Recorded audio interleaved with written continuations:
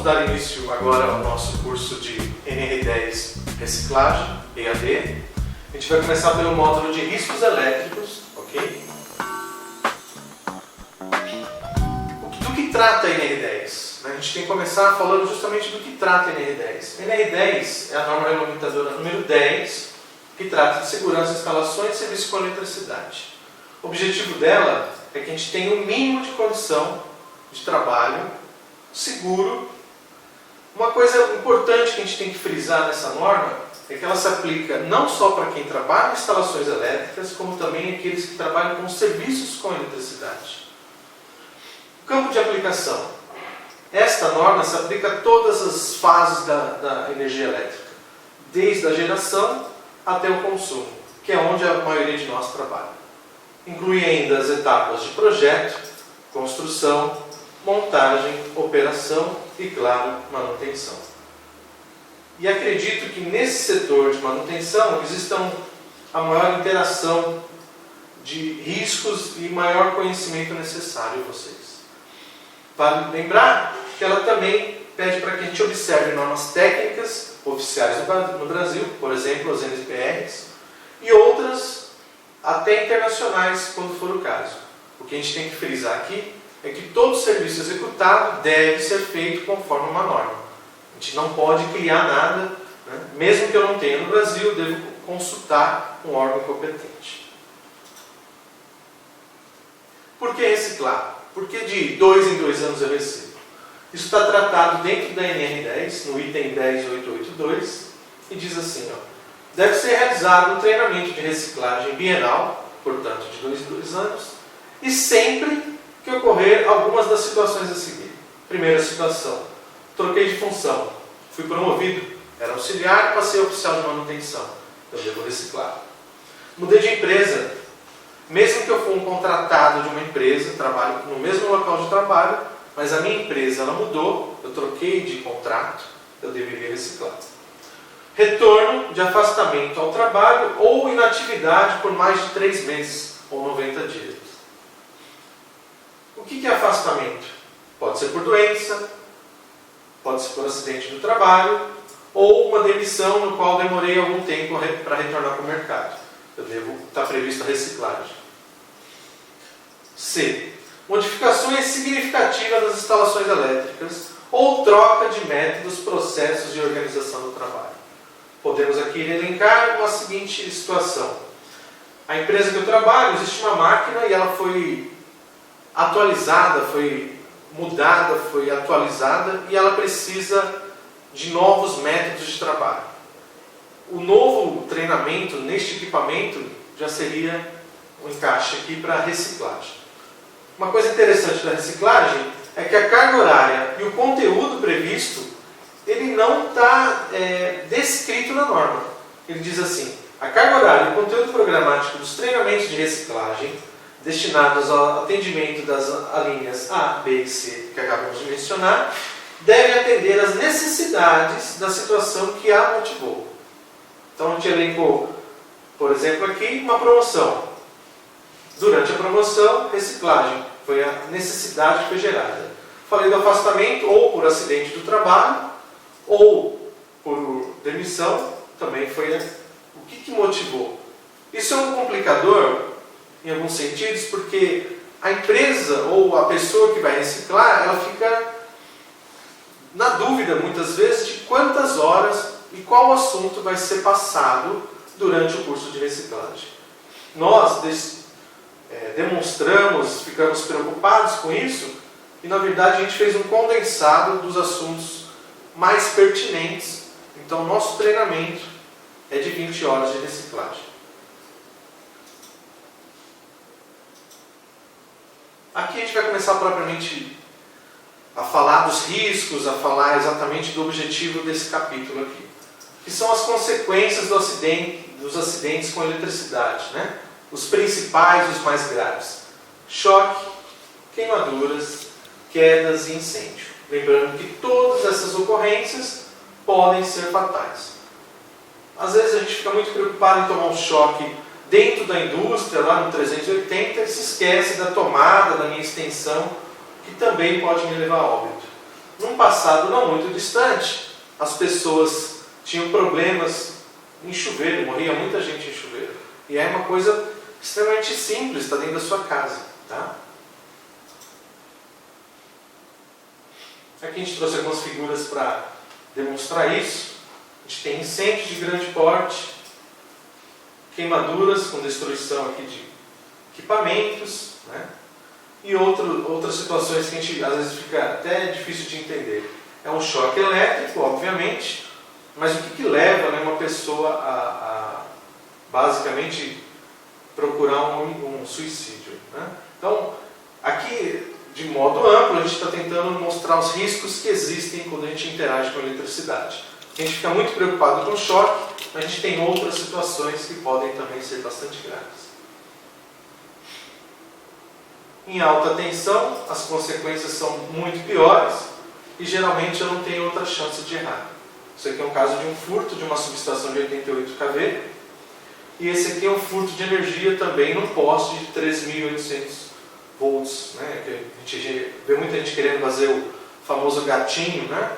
Lá no poste e tal, e as pessoas que não têm conhecimento acabam se machucando, na verdade, morrendo.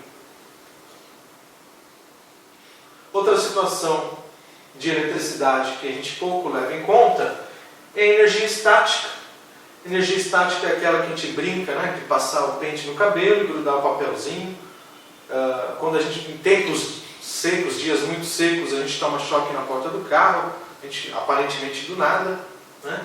Isso é energia estática, é aquela energia provocada pelo atrito, né? Então, eu tenho tipos de materiais que conseguem perder moléculas, perder elétrons mais facilmente. São eles os derivados do petróleo, através do escoamento, e alguns locais onde a gente precisa de uma atenção mais relevante quanto ao assunto da estática. Fabricação de componentes eletrônicos. Muitas vezes a gente vê as pessoas colocando pulseiras anti-estática, fazendo algum aterramento improvisado ali para trocar uma placa eletrônica. Porque o corpo, por o próprio atrito com o material, né, o tecido, o chão, o ar, ele já eletriza. E essa quantidade de energia já é suficiente para queimar um componente. A gente tem circuitos integrados que trabalham aí com 0,5 volts. E a gente consegue medir estática aí de até 5.000 volts nas pessoas. Tá? Silos de armazenagem de produtos orgânicos particulados. Açúcar, pó de café, o que mais a gente pode citar aqui como exemplo? Farinha de trigo. Todos esses particulados, quando eles estão em suspensão, se houver uma faísca no ar, ele pode vir a ignitar a atmosfera. Postos de distribuição de gasolina, que é bastante comum, bastante fácil para a gente entender, e indústrias com atmosferas inflamáveis ou potencialmente inflamáveis. Durante os estudos, a gente vai verificar que essas indústrias que têm potencial inflamável ou com potencial de armazenamento, a gente vai chamar elas de áreas classificadas. Tá? Um outro exemplo bastante utilizado para demonstrar a parte de estática são esses caminhões-tanques que no passado tinham correntes que iam arrastando pelo chão e essas correntes eram para fazer o descarregamento da energia estática. Hoje ele não é mais usado porque a própria batida da corrente no chão poderia gerar alguma centelha e essa centelha poderia ignitar toda essa atmosfera. Hoje a gente encontra esses caminhões com um cabo de aterramento e antes de descarregar as pessoas deveriam fazer esse aterramento. Tá? Então a gente tem o atrito das rodas com o próprio solo, o ar passando pelo caminhão, pelo tanque, e o próprio combustível, o próprio produto inflamável ou não inflamável, mexendo nos tanques. Toda essa agitação, todo esse contato provocaria o carregamento estático, e aí a gente teria, na verdade, uma grande bateria, um grande capacitor aqui, que poderia causar ou incêndio ou algum choque, podendo levar a pessoa não a óbito, mas tomar um susto ou ignitar a atmosfera ao redor, que é o que a gente está mais preocupado nesse momento.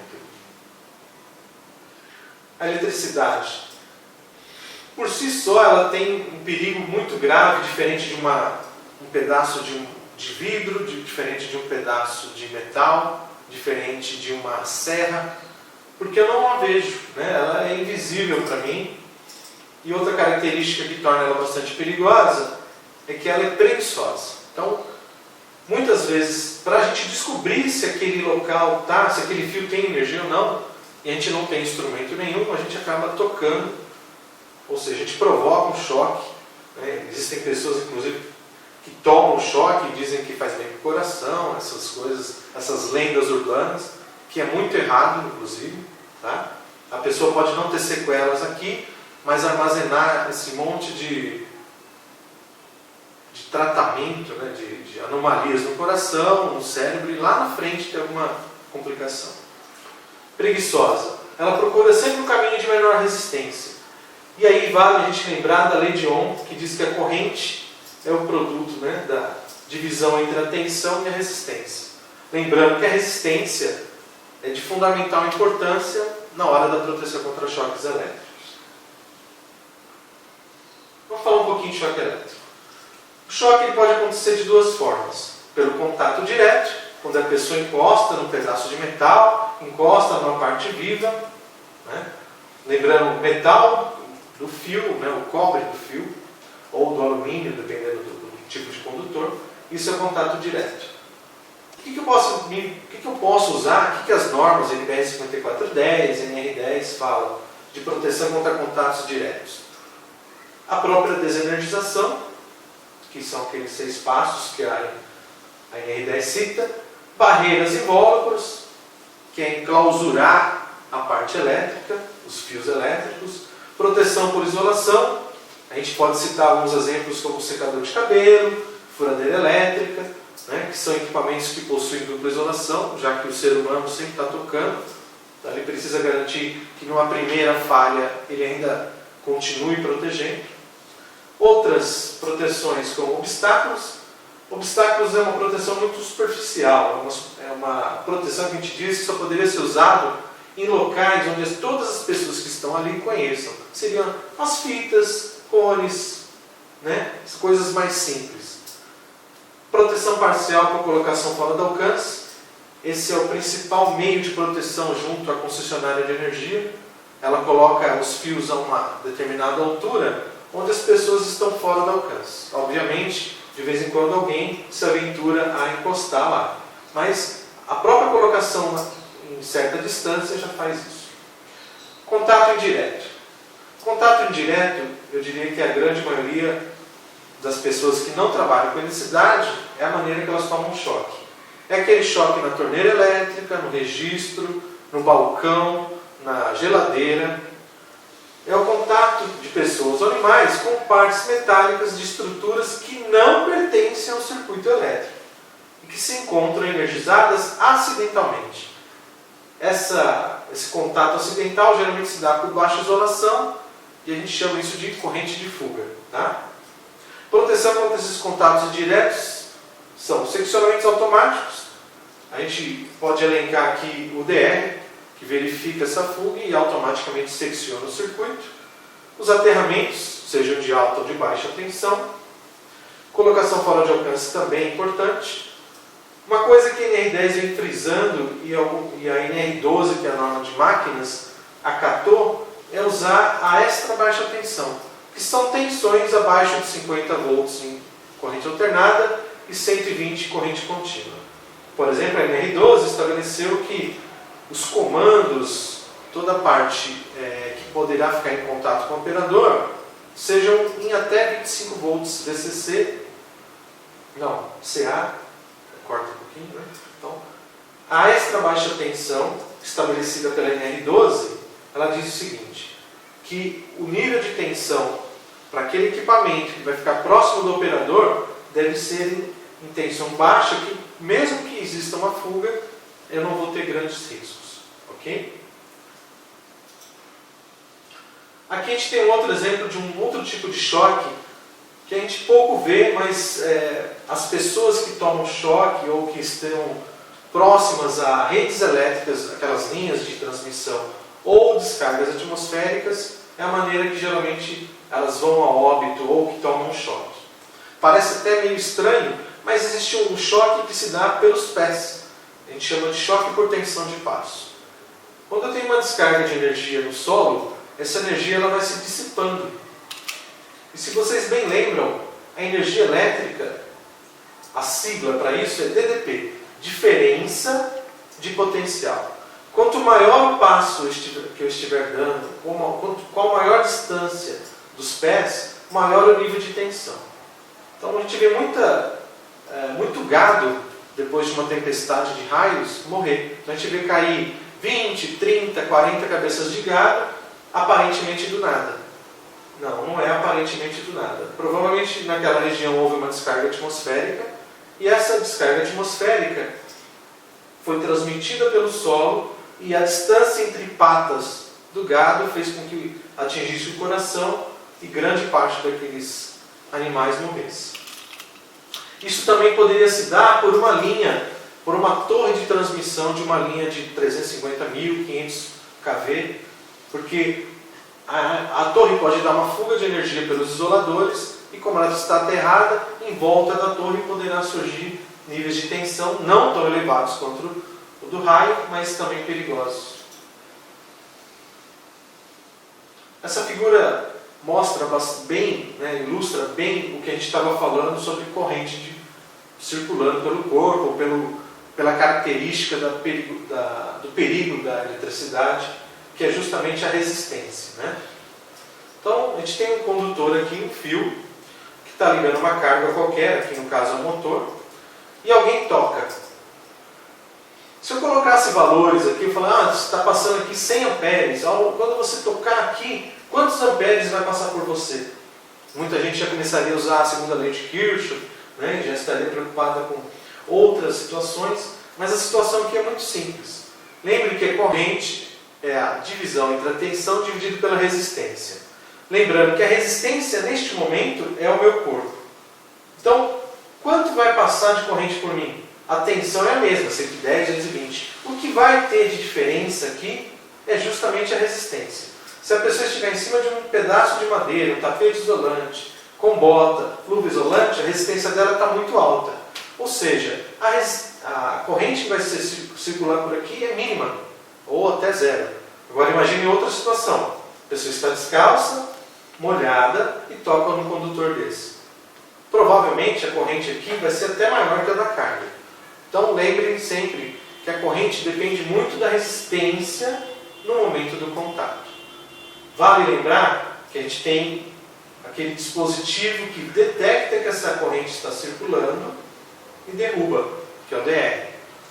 Quando eu quero proteger pessoas, esse DR ele deve ter a sensibilidade mínima.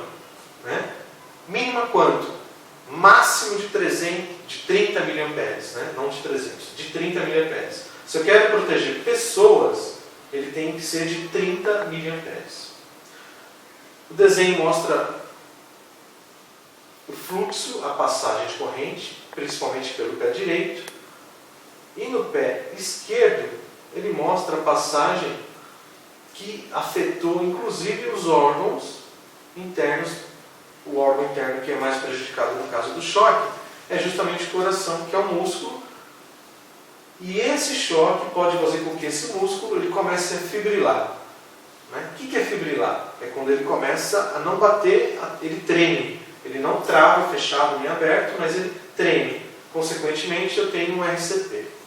A principal causa do curso de NR10 prever a parte de RCP é justamente pelo choque. A probabilidade de a gente tomar um choque com uma corrente um pouco mais elevada e acabar tendo uma parada cardiorrespiratória é muito grande. Tá?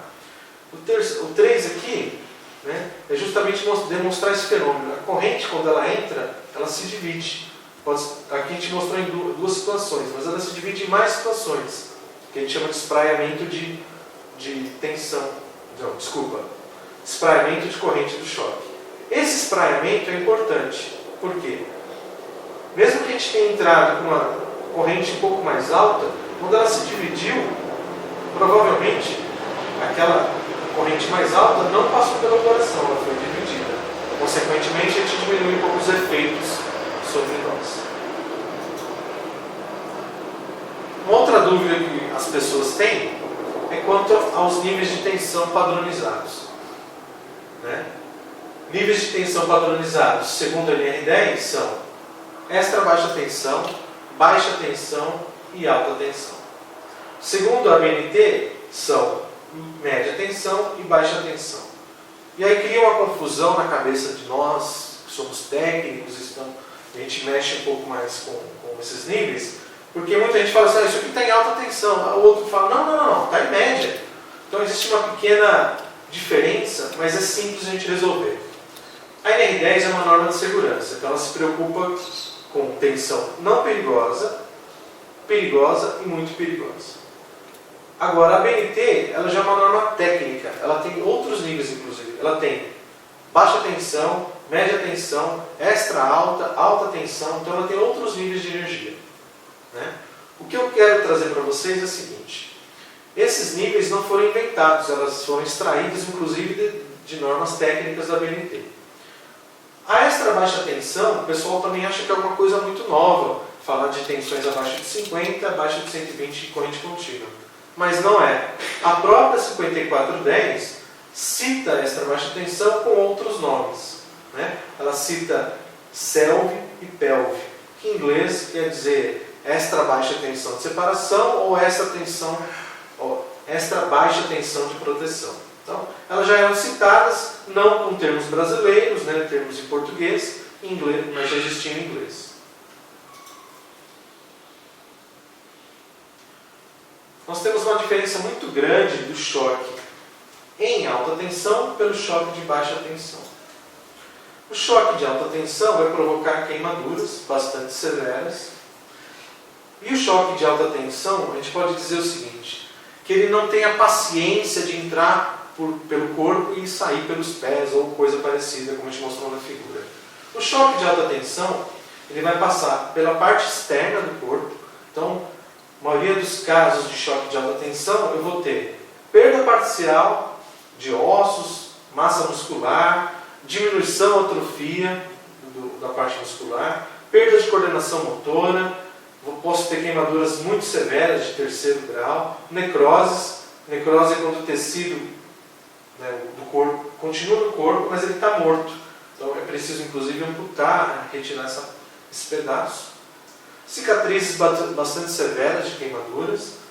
E em descargas atmosféricas é possível, inclusive, ter mudança de personalidade. É como a gente tivesse desligado o computador, né, sem desligar ele adequadamente, ele perdeu parte da sua memória.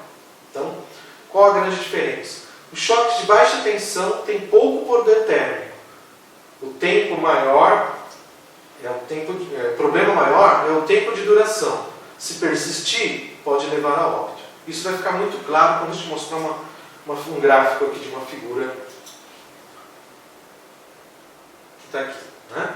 Então, existem algumas normas, IEC, NBR, que tratam justamente das zonas de perigo quanto ao choque elétrico. Aqui a gente trouxe uma IEC, ela mostra a coluna aqui em milissegundos, é o tempo, e a horizontal aqui a gente traz corrente em miliamperes. Isso aqui inclusive justifica a máxima tensão, a máxima corrente, me desculpem, né, a máxima corrente permitido para o DR.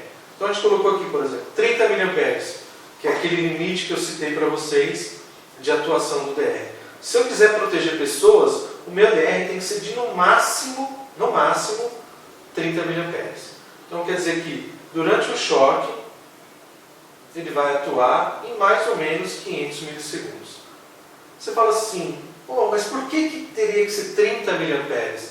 Por que não poderia ser 15? Existe DR de 15? Existe. Existe DR de 5? Não existe. Né? Mas o de 15 existe, 16 existe, ele está aqui no meio. Ele demoraria mais, ele demoraria aí, basicamente 2 segundos, 2000 milissegundos. Esse gráfico, ele é um gráfico que mostra o percurso da corrente da mão esquerda para o pé. E aí tem ser homem e mulher, existe a filosofia das pessoas que podem ser mudadas, a idade, o tamanho. Então, esse gráfico é basicamente para te demonstrar uma situação mais para um adulto de mais ou menos 50 quilos com esse percurso. Então o percurso pode mudar o gráfico, o peso, a quantidade de água, o sexo pode mudar. Então, por que a gente trouxe o gráfico? Para ilustrar o porquê do máximo de 30 mA.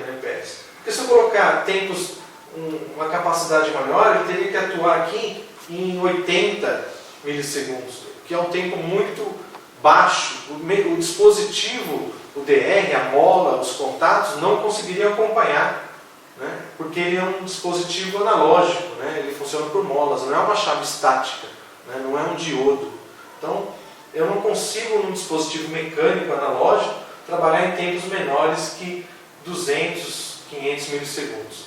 Okay? Então, a grande explicação para que seja de 30, ele é um misto entre execuível, aquilo que é possível ser feito, com o máximo de proteção. Tá? Então, o 30 mA, o DR já é caro. Se ele fosse estático, fosse com diodo, seria muito mais caro. Então, a explicação também é essa. É o custo-benefício do equipamento. As zonas. Eu tenho zona 4, 3, 2 e 1. Quanto maior a zona, maior a gravidade. Por que 30? Limitou aqui em 500? Porque na laranja eu já começo a ter efeitos fisiológicos notáveis, como parada cardíaca, parada respiratória, contrações musculares, geralmente reversíveis, se atendidas em prazo adequado e por pessoas adequadas, com treinamento. No resto, eu sinto choque, mas dificilmente eu vou ter uma lesão nessa parte respiratória e nessa parte cardíaca. Na região 4, a probabilidade de eu tomar um choque e vir a ter uma parada cardiorrespiratória imediata, sem condição de resgate, é muito grande. Então a gente deve sempre evitar as regiões maiores aqui quando estiver projetando ou dimensionando dispositivos de proteção contra choques elétricos.